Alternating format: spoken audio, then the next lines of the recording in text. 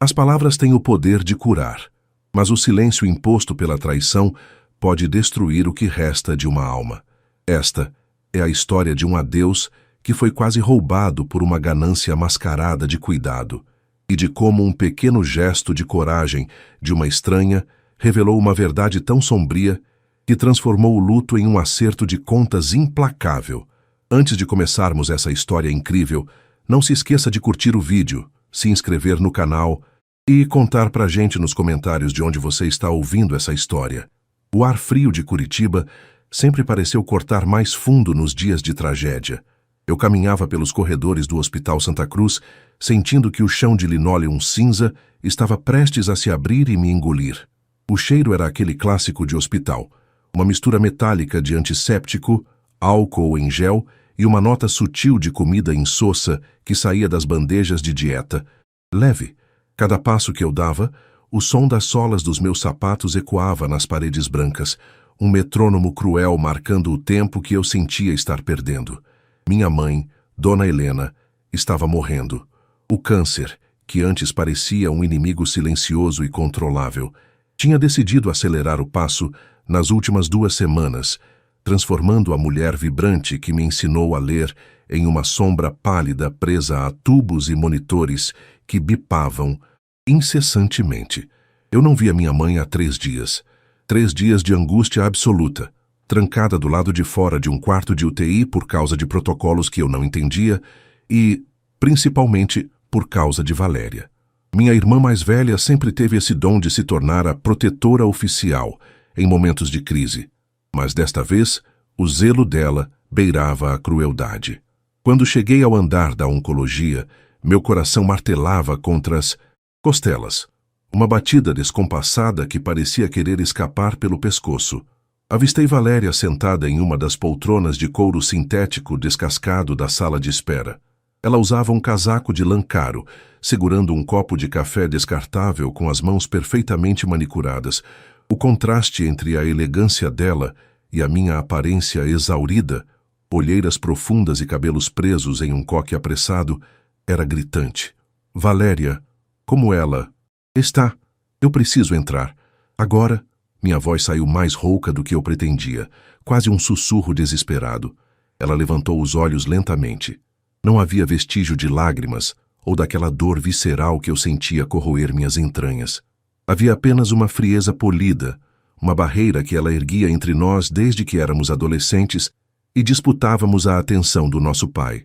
Bia, você não pode entrar, ela disse, a voz num tom calmo e condescendente que me dava náuseas. Eu acabei de sair de lá. Ela teve um pico de agitação quando ouviu seu nome. O médico disse que qualquer estresse agora pode ser fatal. Estresse? Eu sou a filha dela, Valéria. Ela está pedindo por mim. Eu sei que está. Valéria suspirou, deixando o copo de café sobre a mesinha lateral. Ela se levantou e caminhou até mim, colocando as mãos nos meus ombros. O perfume dela, um floral doce e... enjoativo, invadiu minhas narinas, lutando contra o cheiro de hospital. Sinto muito ter que te dizer isso, de verdade, mas ela foi bem clara com a enfermeira e comigo. Ela disse que não quer ver você, que a sua presença a lembra de todas as decepções que vocês tiveram no último ano. Ela quer partir em paz, Bia, e, aparentemente, a paz dela não inclui você. Aquelas palavras foram como lâminas de gelo. Eu recuei, sentindo meus joelhos fraquejarem. A nossa última discussão, meses atrás, por causa de uma bobagem sobre a venda da casa de veraneio em Guaratuba, voltou à minha mente como um pesadelo. Será que ela realmente guardaria aquele rancor no leito de morte? Eu não conseguia acreditar, mas a convicção nos olhos de Valéria era assustadora. Eu me deixei cair no banco, cobrindo o rosto com as mãos, soluçando sem me importar com quem passava. O peso da rejeição materna no momento final da vida é uma dor que não tem nome. É um vácuo que suga todo o seu oxigênio. Fiquei ali por horas, perdida em memórias de quando éramos uma família feliz, antes do dinheiro e da herança do papai começarem a corroer o caráter da minha irmã.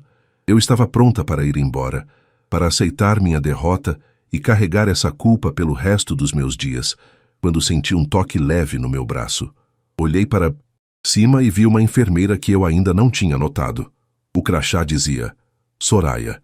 Ela era uma mulher de meia idade, com olhos gentis que pareciam ter visto muita dor, mas mantido a empatia. Beatriz? Ela sussurrou, olhando ao redor para garantir que Valéria, que tinha saído para resolver pendências no cartório, não estivesse por perto. Sim, respondi, limpando as lágrimas com as costas da mão. Venha comigo. Agora, não. Faça perguntas. Apenas me siga pela entrada lateral da higienização. Eu a segui mecanicamente. Passamos por portas automáticas que exigiam cartões de acesso. Cruzamos um corredor estreito onde se empilhavam lençóis limpos e carrinhos de medicação. Soraya me conduziu até uma pequena sala de descanso, longe dos olhares curiosos. Ela fechou a porta e se virou para mim. A expressão séria. Sua irmã é uma mulher perigosa, Beatriz. Eu estou trabalhando no turno da sua mãe desde que ela foi internada nesta ala. Escute o que vou te dizer. Sua mãe está pedindo por você há 3 dias, sem parar. Cada vez que ela acorda da sedação leve, o nome que sai dos lábios dela é o seu. Minha respiração travou. O mundo pareceu girar. Mas Valéria disse que ela me rejeitou. Disse que ela não queria me ver. Valéria mentiu. Soraya disse categoricamente, aproximando-se. Ela confiscou o celular da sua mãe no primeiro dia. Ela bloqueou todas as suas chamadas. Eu vi quando ela deletava as notificações das suas mensagens antes que a dona Helena pudesse ver. Ontem à noite, sua mãe teve um momento de lucidez maior. Ela percebeu que a Valéria estava filtrando tudo. Ela me implorou para ajudar. Ela me disse, Soraya, minha filha Beatriz acha que eu a esqueci, mas é a Valéria que está me enterrando viva. Eu senti uma náusea violenta. A maldade de Valéria tinha atingido um nível que eu jamais imaginei. Ela estava torturando nossa mãe psicologicamente, isolando-a no momento em que ela mais precisava de amor. Tudo para manter o controle da situação e, possivelmente, do testamento. Ela me pediu para te dar isso. Soraya continuou, mergulhando a mão no bolso do jaleco branco e puxando um pequeno envelope pardo, meio amassado. Ela escreveu, isso escondida, com as mãos trêmulas enquanto a Valéria tinha descido para lanchar. Ela disse que, se ela não resistisse, isso explicaria tudo. Eu peguei o envelope. Minhas mãos tremiam tanto que o papel produzia um ruído seco. Dentro, não havia uma carta longa. Havia um pendrive pequeno, de metal, e um pedaço de papel com uma senha escrita. O dia do meu nascimento. O que tem aqui? Perguntei, sentindo um frio gélido subir pela minha espinha. Eu não sei o conteúdo todo, mas ela gravou algo usando o gravador de voz de um tablet que eu emprestei a ela. E há fotos de documentos que ela escondeu sob o colchão. Beatriz, sua irmã não quer apenas afastar você. Ela quer apagar você da história da família. Eu abri o pendrive no laptop da sala de descanso que Soraya rapidamente me permitiu usar. O primeiro arquivo era um áudio. A voz da minha mãe estava fraca, entrecortada pelo som dos aparelhos de oxigênio, mas as palavras eram claras o suficiente para estraçalhar meu coração. Bia, meu amor, se você está ouvindo isso, é porque a Soraya conseguiu. A Valéria, ela me fez assinar papéis. Bia, ela disse que eram para o tratamento, mas eu li antes dela tirar de mim. Ela está roubando tudo. Ela disse que você me odiava, que você tinha ido para a Europa com o dinheiro que roubou da empresa. Ela me contou mentiras horríveis sobre você todos os dias para me fazer desistir, mas eu nunca desisti de você. Olhe a pasta chamada Evidência. O que ela fez com o papai, o que ela está fazendo comigo. Cliquei na pasta mencionada. Quando a primeira imagem abriu na tela, um exame laboratorial antigo com anotações de dosagens de medicamentos que nunca deveriam ter sido administrados ao meu pai, junto com uma confissão assinada por um cuidador que Valéria tinha demitido anos atrás, minha visão começou a escurecer. O nível de sociopatia da minha própria irmã ultrapassava qualquer drama de ficção. Ela não era apenas gananciosa, ela era um monstro que vinha operando nas sombras há anos. O peso da verdade, a percepção de que meu pai pode não ter morrido de causas naturais e que minha mãe estava sendo mantida em um cárcere emocional e químico, foi demais. Senti o sangue fugir do meu rosto. As paredes da pequena sala começaram a se fechar e o som do ventilador no teto se transformou em um rugido ensurdecedor. Beatriz! Ouvi a voz de Soraya longe, como se ela estivesse sob a água. Eu apaguei antes de atingir o chão, o pendrive ainda apertado na minha mão como se fosse a única âncora em um mar de traição. O frio do chão de linóleo parecia ter subido pelos meus ossos, ancorando-me a uma realidade que eu desejava desesperadamente que fosse um pesadelo. Quando abri os olhos, a luz fluorescente do teto da sala de descanso piscava com um zumbido irritante, rítmico, que martelava dentro da minha têmpora esquerda. Senti o gosto amargo de bile no fundo da garganta e o cheiro onipresente de éter que parecia impregnado na minha própria pele. Soraya estava debruçada sobre mim, um algodão com álcool em uma das mãos e uma expressão de pânico contido que ela tentava mascarar com o profissionalismo de décadas de enfermagem. Devagar, Bia. Respire fundo. Você teve uma queda de pressão brusca, ela sussurrou, ajudando-me a sentar em uma cadeira de metal desconfortável. Minha mão direita ainda estava fechada com tanta força que os nós dos dedos estavam brancos, quase sem circulação. O pendrive de metal estava ali, frio, pesado como uma sentença de morte. Eu olhei para a tela do laptop que ainda exibia a pasta Evidência.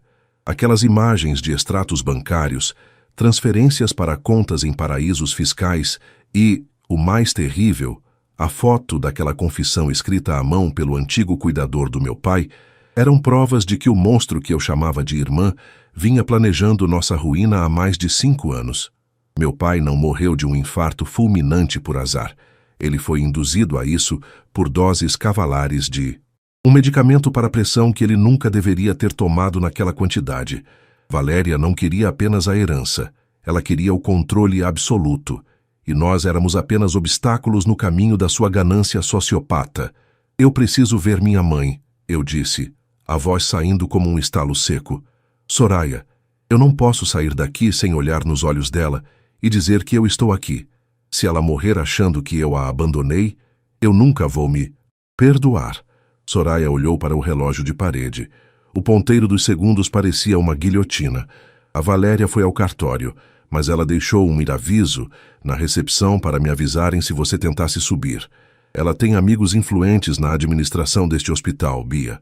Se eu for pega te colocando lá dentro, eu perco meu registro e meu sustento. Mas ela hesitou, olhando para o corredor através do vidro fosco da porta. O que ela está fazendo com a dona Helena é um crime contra a humanidade. Ela está acelerando a partida da própria mãe com esse isolamento emocional. A enfermeira se levantou, ajeitou o jaleco e pegou um par de luvas descartáveis. Temos 10 minutos antes da troca de turno da segurança. O quarto 412. Vou fingir que estou levando medicação extra. Você vai entrar com o carrinho de limpeza, de cabeça baixa. Não fale com ninguém. Se alguém te parar, diga que esqueceu o crachá no vestiário e está indo buscar. Meu coração disparou. A adrenalina começou a circular, combatendo o torpor do desmaio. Eu me levantei, sentindo as pernas ainda meio bambas, e vesti um avental de proteção azul que estava pendurado num cabideiro. Coloquei a máscara descartável, cobrindo metade do rosto. O pendrive foi para o bolso da minha calça jeans, queimando contra a minha coxa.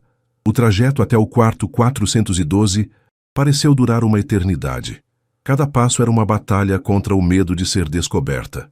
Passamos por um grupo de médicos residentes que discutiam um caso em voz alta, suas palavras sobre prognósticos reservados e falência de órgãos, flutuando no ar como presságios sombrios.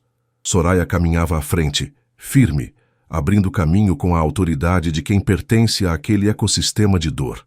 Quando ela abriu a porta do quarto, o som foi o que primeiro me atingiu. O chiado constante do concentrador de oxigênio e o bip lento e compassado do monitor cardíaco. O quarto estava na penumbra, as persianas fechadas para bloquear o sol forte da tarde de Curitiba.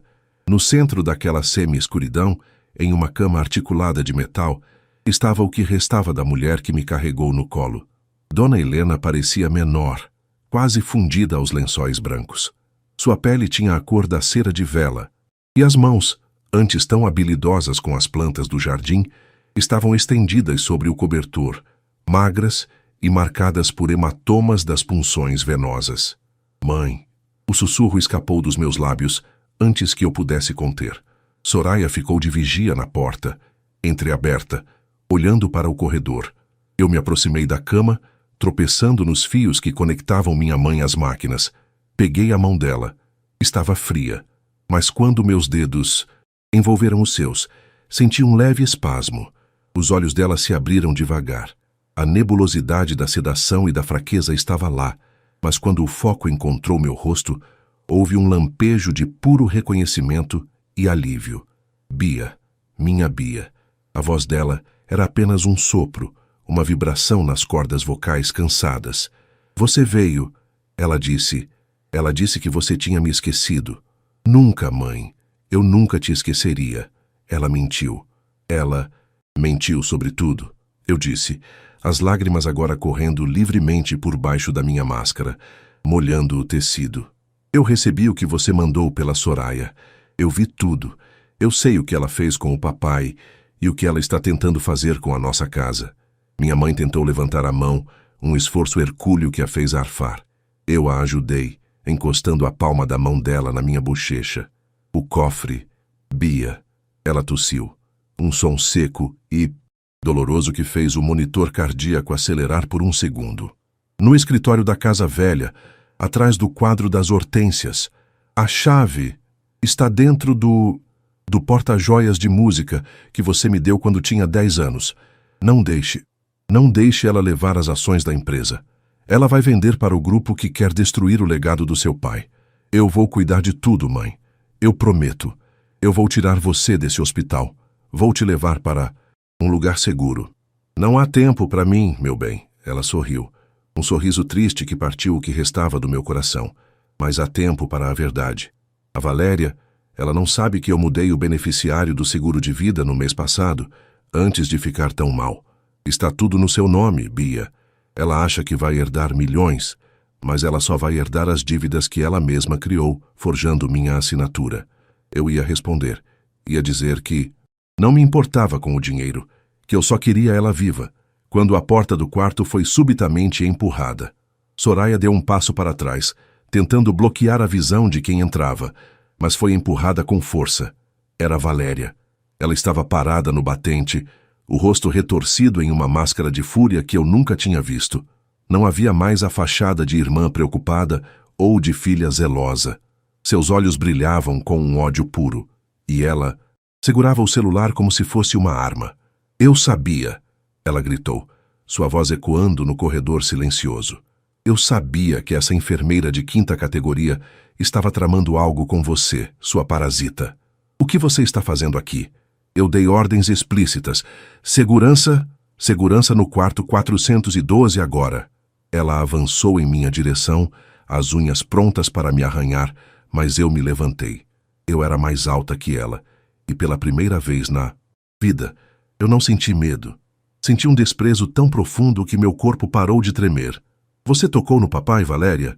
Perguntei, minha voz saindo fria e cortante como o inverno lá fora. Você teve a coragem de alterar a medicação dele para antecipar a leitura do testamento? Valéria paralisou por uma fração de segundo. A cor fugiu do seu rosto, substituída por uma palidez cadavérica antes dela retomar a postura defensiva. Você enlouqueceu, Beatriz. O luto está te deixando psicótica. Saia daqui antes que eu chame a polícia e te denuncie por invasão e assédio a uma paciente terminal.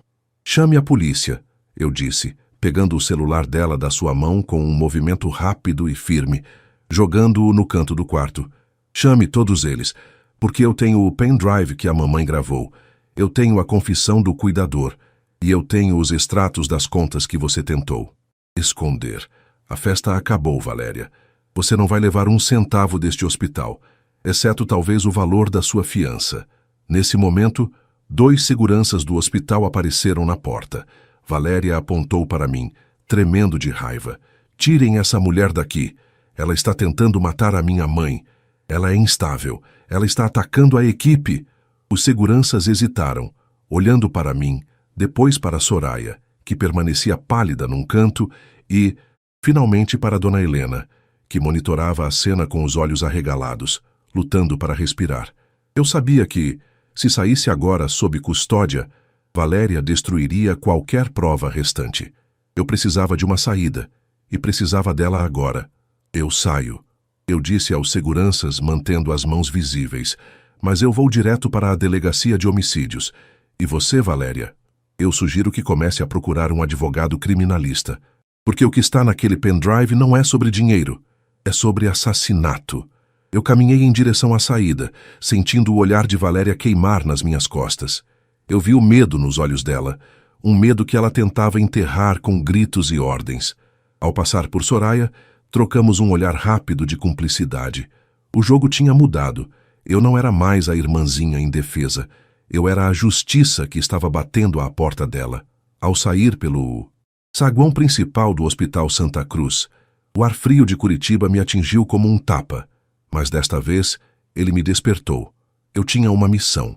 Eu precisava chegar à casa velha, pegar o conteúdo do cofre e garantir que a vingança que minha mãe começou a planejar no seu leito de morte fosse concluída com a precisão de um cirurgião. O ar de Curitiba parecia ter se transformado em chumbo líquido quando as portas automáticas de vidro do Hospital Santa Cruz se fecharam atrás de mim. A chuva fina e persistente, típica da cidade, começou a cair, misturando-se às lágrimas quentes que eu não conseguia mais conter. O céu estava de um cinza metálico, a mesma cor dos olhos de Valéria quando ela tentava me intimidar na infância. Mas agora eu não era mais a menina que se escondia atrás das cortinas de veludo da sala. Eu era uma mulher com uma prova de crime no bolso e um vulcão de indignação entrando em erupção no peito. O cheiro de asfalto molhado e o som abafado dos pneus dos carros deslizando pela Avenida Batel eram o pano de fundo de uma guerra que eu nunca quis travar, mas que agora estava decidida a vencer. Chamei um carro por aplicativo com as mãos ainda trêmulas. Enquanto esperava o motorista, um senhor de semblante cansado num sedã prateado, minha mente voltava freneticamente às imagens que vi no laptop de Soraya. Valéria não tinha apenas isolado nossa mãe. Ela tinha orquestrado a morte silenciosa do nosso pai, seu Armando. O homem que construiu um império no ramo de logística têxtil, tijolo por tijolo, tinha sido apagado como uma vela sob um copo, privado de oxigênio e da medicação correta. Tudo para que a primogênita pudesse assumir o trono mais cedo. A ganância dela era uma doença degenerativa que tinha corroído qualquer traço de humanidade que um dia pudesse ter existido ali. Para o alto da glória, por favor, eu disse ao motorista, minha voz soando estranha para meus próprios ouvidos, firme demais para quem acabara de desmaiar. O trajeto foi um borrão de luzes de freio e prédios modernos. Eu olhava pela janela e via os ligeirinhos laranjas cruzando as canaletas, pensando em quantas vezes peguei aqueles ônibus com Valéria quando éramos estudantes, rindo e dividindo fones de ouvido. Como o tempo e o dinheiro conseguiram transformar aquela cumplicidade em um veneno tão letal. Quando o carro parou em frente à Casa Velha, uma construção imponente de estilo colonial com janelas de madeira de embuia, um calafrio percorreu minha espinha. Aquela casa, que um dia foi cheia de cheiro de bolo de milho e som de piano, agora parecia um mausoléu vigiado por fantasmas de segredos não ditos. Desci do carro e notei que o portão de ferro fundido estava apenas encostado. Valéria devia ter passado por ali recentemente, provavelmente limpando rastros. Entrei no jardim, onde as hortênsias, flores favoritas da minha mãe, estavam murchas e descuidadas, um reflexo do abandono que a dona Helena sofria naquele hospital. O ranger da porta principal, ao abrir, ecoou pelo hall de entrada como um lamento. O cheiro de poeira e de móveis antigos me atingiu, trazendo uma avalanche de lembranças. Caminhei direto para o escritório de meu pai, o santuário onde as decisões mais importantes da nossa família eram tomadas sob a luz de um abajur de latão. O quadro das hortênsias, uma pintura a óleo que mamãe fez nos anos 80, ainda estava lá pendurado na parede de carvalho. Meus dedos tocaram a moldura dourada com reverência. Com um movimento cuidadoso, afastei a tela e vi o cofre embutido, cinza e gélido. Eu sabia que a combinação era a data do casamento deles, mas eu precisava da chave física que destravava o mecanismo interno de segurança. Fui até a estante de livros, onde o pequeno porta-joias de música, uma peça de porcelana alemã que eu dei para a mamãe, com minhas primeiras economias de estagiária, descansava entre clássicos da literatura. Dei corda na caixinha. A melodia suave de Clair de Lune começou a tocar, uma nota por vez, preenchendo o silêncio opressor do escritório.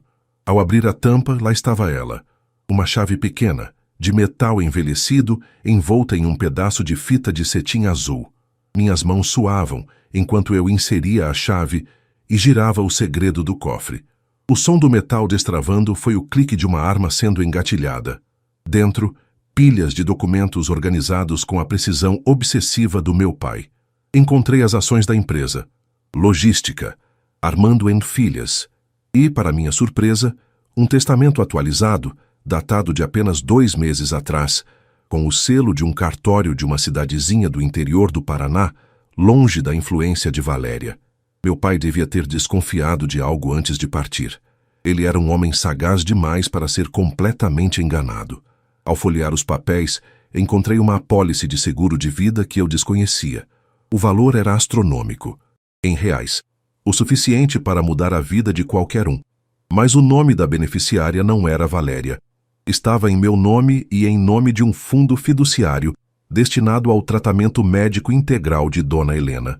Valéria achava que estava jogando xadrez sozinha, mas papai tinha deixado um cheque-mate preparado de dentro do túmulo. De repente, meu celular vibrou intensamente no bolso. Era uma mensagem de Soraya. Meu coração quase parou. E Bia, e você precisa voltar agora. A Valéria apareceu com 2 advogados e um médico particular que eu nunca vi. Eles estão tentando transferir sua mãe para uma clínica de repouso em outro estado, um lugar isolado. Eles têm uma procuração que dizem ter sido assinada ontem à noite. Eu não vou conseguir segurá-los por muito tempo. O quadro da Dona Helena está instável. Ela teve uma arritmia agora há pouco. O pânico tentou me paralisar, mas a raiva foi mais rápida.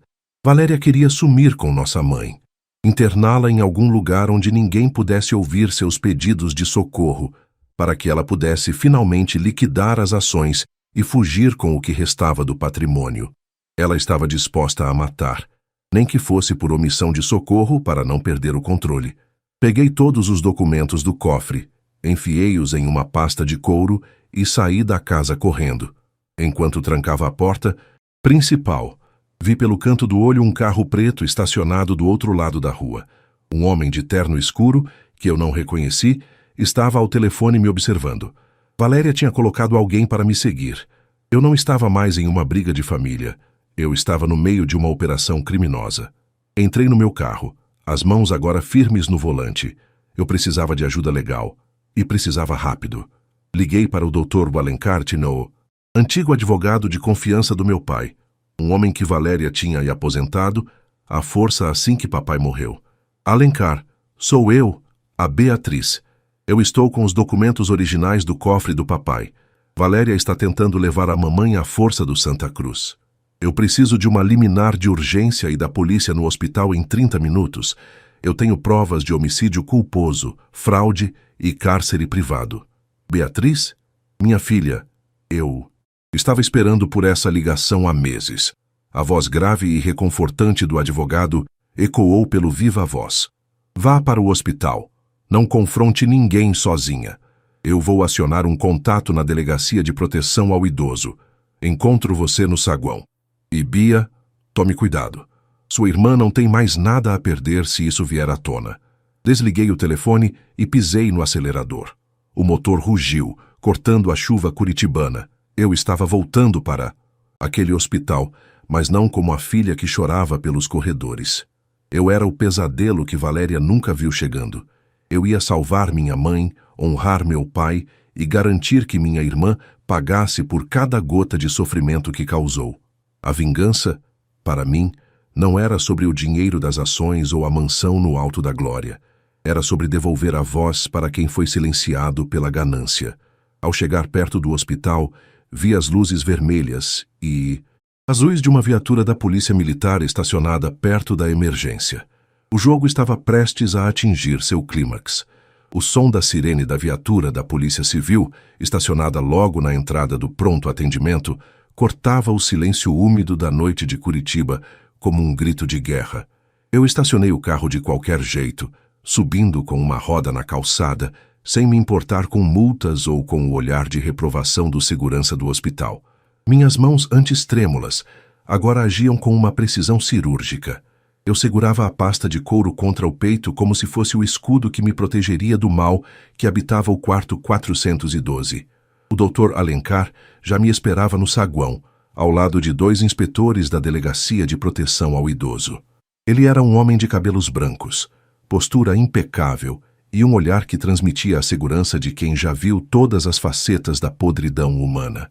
Beatriz, mantenha a calma.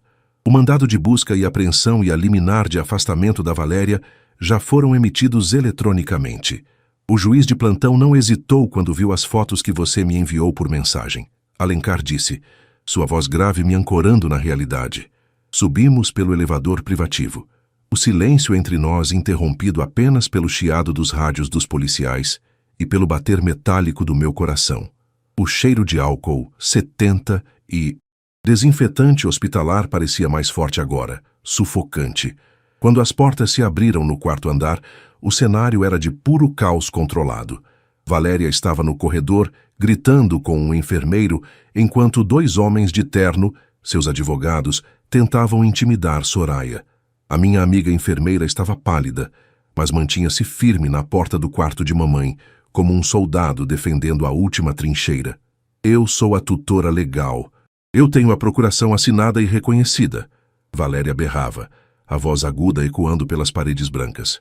Saiam da minha frente antes que eu processe este hospital inteiro. Eu dei um passo à frente, saindo de trás dos policiais. O olhar de Valéria se cravou em mim, e por um segundo vi a máscara de confiança dela rachar. A única pessoa que vai ser processada aqui é você, Valéria. Eu disse, cada palavra saindo com um peso gélido. E não vai ser por danos morais, vai ser por homicídio. Do que você está falando, sua louca? Ela tentou rir, mas o som saiu estrangulado. O papai morreu de causas naturais. O laudo médico diz isso. O laudo que você manipulou, pagando aquele médico que agora está sendo investigado pelo Conselho Federal de Medicina. Alencar interveio, dando um passo à frente e exibindo o distintivo dos policiais. Senhora Valéria, estes são os inspetores da Polícia Civil. Temos em nosso poder o depoimento gravado de Jorge, o antigo cuidador do seu pai, que você subornou para desaparecer.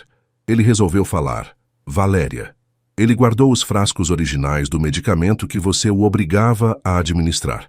O silêncio que se seguiu foi absoluto, quebrado apenas pelo bip distante de um monitor de UTI. Valéria recuou, as costas batendo contra a parede fria do corredor. Os advogados dela trocaram olhares rápidos, e um deles discretamente deu um passo para trás, fechando a própria maleta. Eles sabiam quando uma causa estava perdida. Eu fiz o que era necessário para salvar a empresa. O papai estava velho. Ele ia levar tudo à falência com aquela teimosia. Ela explodiu, a confissão saindo em um jorro de ressentimento puro. E você, Beatriz, sempre foi a favorita, a bonitinha, a que recebia os carinhos enquanto eu carregava o peso da responsabilidade. Eu merecia aquela herança mais do que qualquer um. Você não merece nada além do desprezo desta família, respondi, sentindo uma calma estranha me dominar. Você roubou o tempo que eu teria com o meu pai. Você tentou roubar os últimos suspiros da nossa mãe, mas a justiça dele foi maior. Os policiais avançaram. O som metálico das algemas fechando-se nos pulsos de Valéria foi o som mais libertador que já ouvi. Ela começou a espernear, a gritar ofensas, mas eles a conduziram rapidamente pelo corredor.